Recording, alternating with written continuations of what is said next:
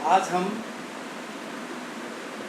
युवा नेता, युवा समाज सेवक और वार्ड नंबर 5 से प्रत्याशी की निगम पार्षद के प्रत्याशी के लिए भी प्रयास रहे और राहुल सिंघल जी से बातचीत करते हैं और जानते हैं कि एक मुद्दा था भारतवर्ष में अयोध्या।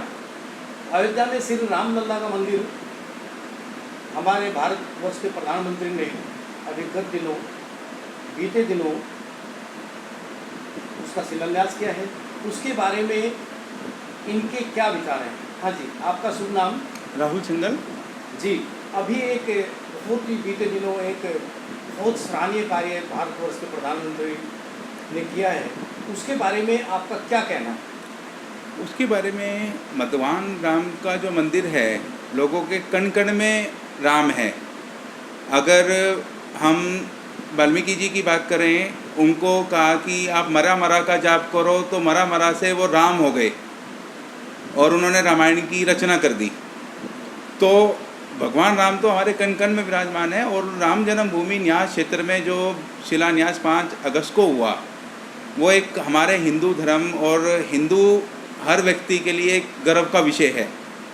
लेकिन थोड़ा सा इसमें मैं ये मानता हूँ कि जिस राम मंदिर के लिए आदरणीय आडवाणी जी ने और मुरली मनोहर जोशी जी ने जो रथ यात्रा सोमनाथ मंदिर से शुरू करी थी, मतलब भगवान शिव के क्षेत्र से जो रथ यात्रा शुरू हुई थी और अयोध्या में जिसका समापन होना था, मतलब उसके में अगर आडवाणी जी और मुरली मनोहर जोशी जी भी और शामिल होते, तो मैं ये मानता हूँ कि सोने पे सुहागा वाली बात होती। क्योंकि वो एक ऐसे बंदे थे, क्योंकि आदरणीय अटल बिहारी वाजपेयी जी जो हमारे पूर्व प्रधानमंत्री भी थे, वो आज हमारे बीच में नहीं है। लेकिन लाल कृष्ण आडवाणी जी और मुरली मनोहर जोशी जी हमारे बीच में थे, जो जिन्होंने इस को धार दी थी आंदोलन को। उसके अलावा हमारे जो प्रधानमंत्री राजीव गांधी जी और पीवी नरसिम्हा राव जी भी रहे, उनका भी हम धन्यवाद करते हैं कि उनके समय में भी मतलब ये काम हुआ कि जब 1984 में उन्होंने वहाँ पे उसका ताला खुलवाया और यथास्थिति बनी रही, क्योंकि इलाहाबाद हाई कोर्ट ने वहाँ पे जैसी स्थिति है वैसे ही रखने को उनको बोला गया था। और पीवी नरसिम्हा राव 92 में जब प्रधानमंत्री होते हुए उन्होंने मस्जिद जो टूटी, तो कहीं ना कहीं मतलब कांग्रेस बीजेपी सबका सहयोग रहा। लेकिन मैं मेन सहयोग लाल कृष्ण आडवाणी जी और मुरली मनोहर जोशी जी का मानता हूं कि जिनके नेतृत्व में ये आंदोलन को धार मिली।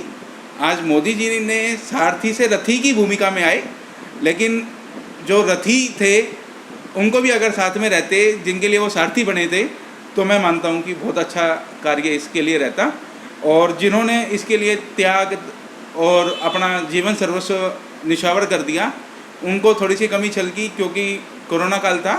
लेकिन जब भूमि पूजन मतलब इसका निर्माण होने के बाद जब इसका मुहूर्त निकले और इसका उद्घाटन हो, तो मैं चाहूँ कि वो ऐसे समय पे रखा जाए कि जब किसी के लिए कोई बंदिश ना हो और वहाँ पे मतलब कि लाखों करोड़ों की संख्या में लोग पहुँचें, कि सरयू नदी भी ये कहे कि हाँ आज मैं धन्य हो गई इतने सारे लोगों को देख के। धन्यवाद। मेरा ये सुन। मैं अनिल मलिक, बरेला दिल्ली 40।